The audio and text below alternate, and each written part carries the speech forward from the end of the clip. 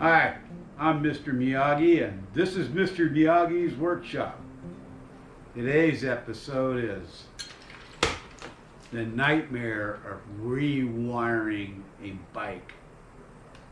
So stay tuned. Let's try to figure it out.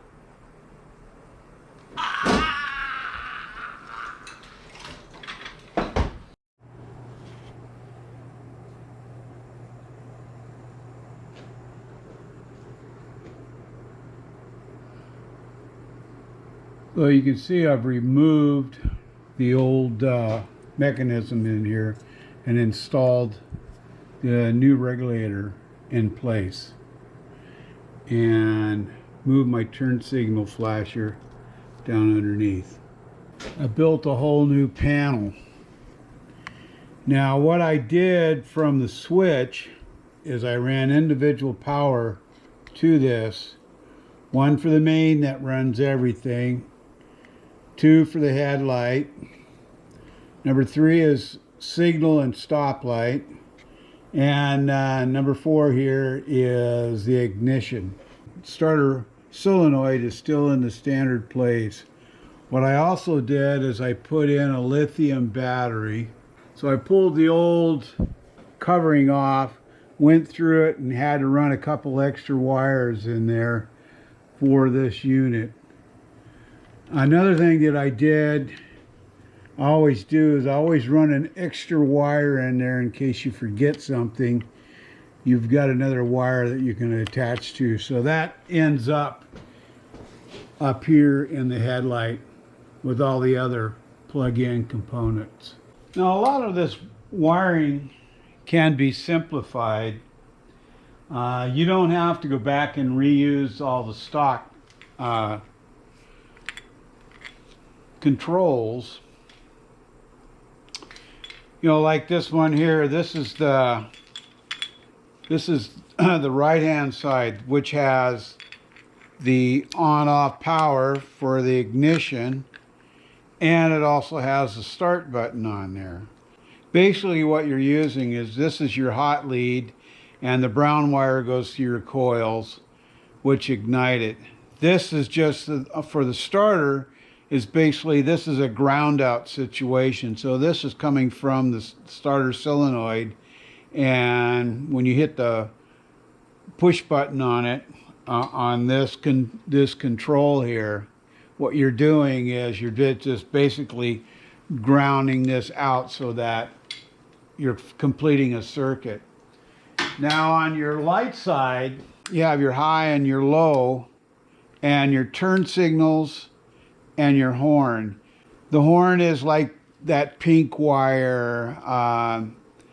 The charcoal and the more dark gray are your turn signals.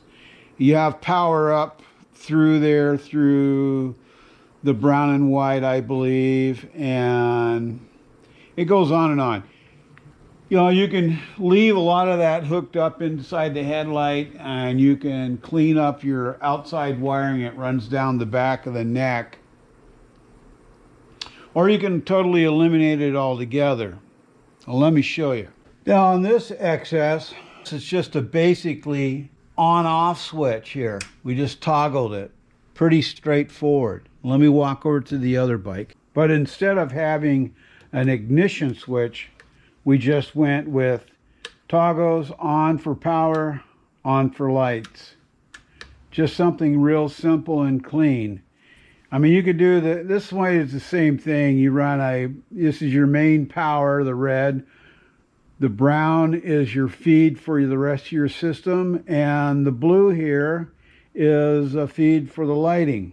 Now, due to the fact that I'm not using the stock stator, put in a new PMA stator with the single regulator.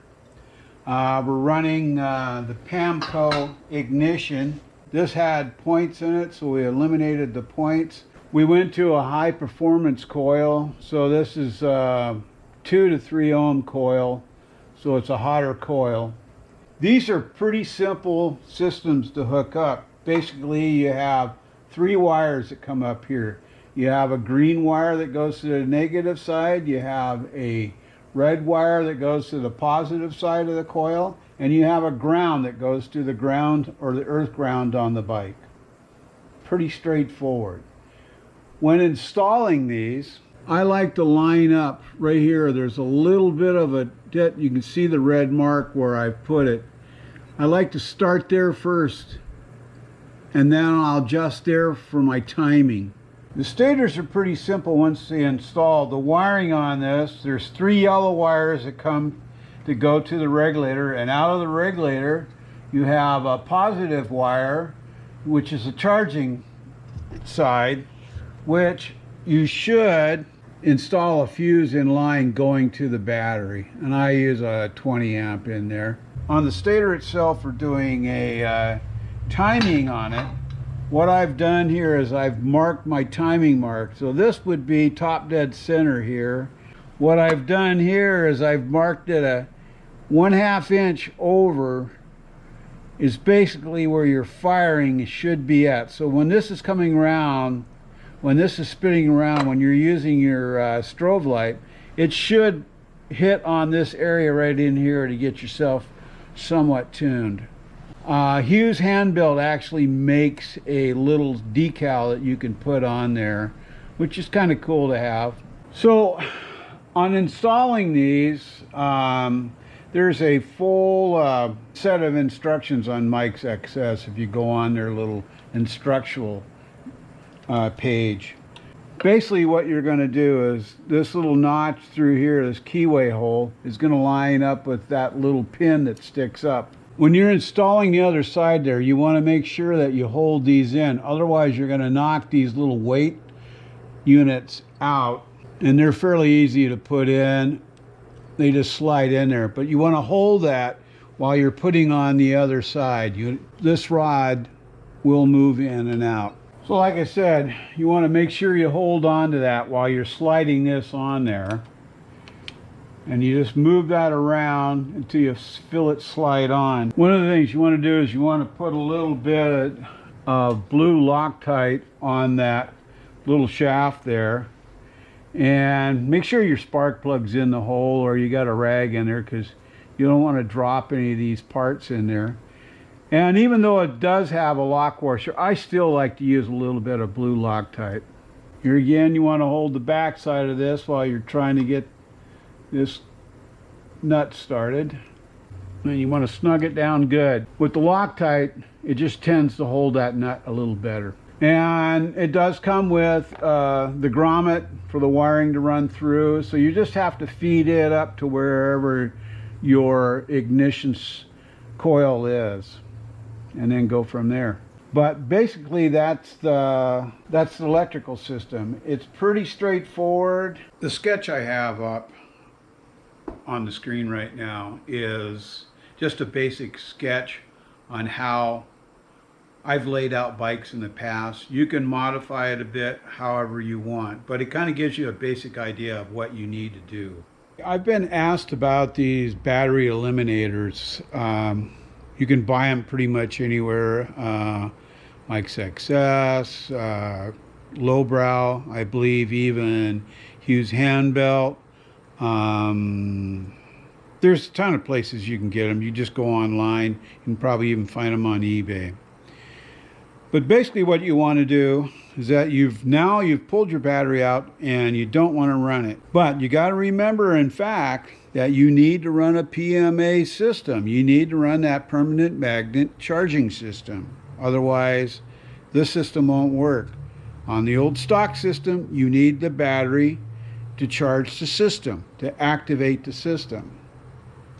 So you've got the PMA in there. So what you want to do is that you want to attach this somewhere on the frame.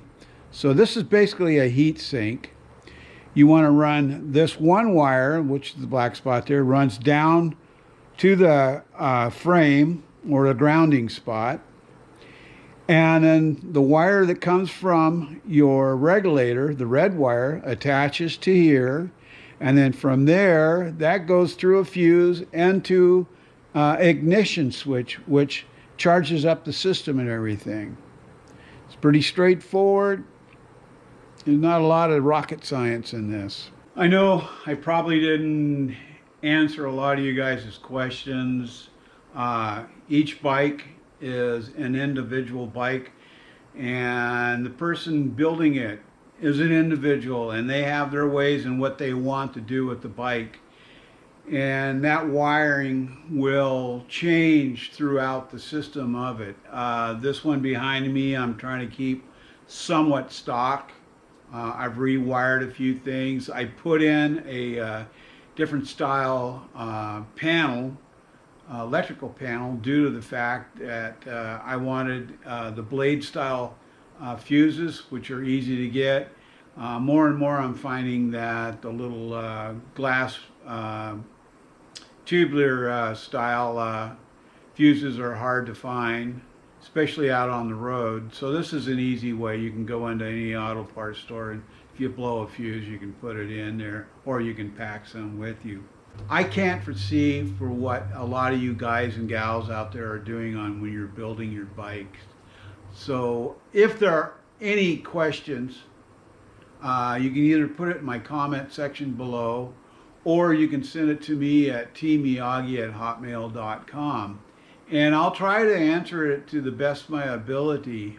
Wiring is a challenge. It's not one of the easiest things to do on a motorcycle, because you can get confused, but just maintain your color coordination on all your stuff, and hopefully that will help you all the way straight through.